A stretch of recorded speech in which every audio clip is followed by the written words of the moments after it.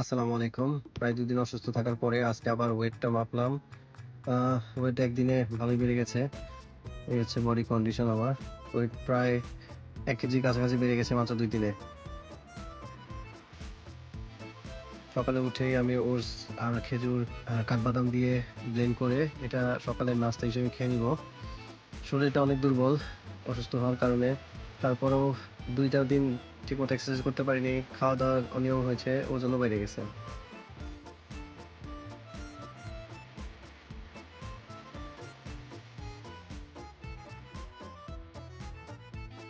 এই হচ্ছে আমার দুপুরের খাবার। এখানে আমি বাঁধাকপি ভাজি, ঢেঁড়স, শসা, লেবু নিয়েছি, ডিম নিয়েছি।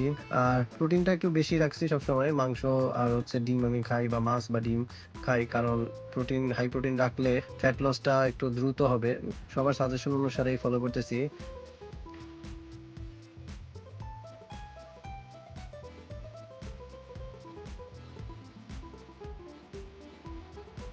এটা হচ্ছে আমার আজকের বিকালের নাস্তা। বিকালবেলা আমি একটা আপেল আর হচ্ছে হলো পিনাট বাটার খাচ্ছি। এখন ৭টা বাজে। সন্ধ্যা যেহেতু এই কারণে আমি এখন ২ টা কলা নিয়েছি। আর এই হচ্ছে আমার রাতের খাবার। শুধুমাত্র ২৫০ গ্রাম টক দই। এটা খেয়েই আমি শুয়ে পড়বো। So good night.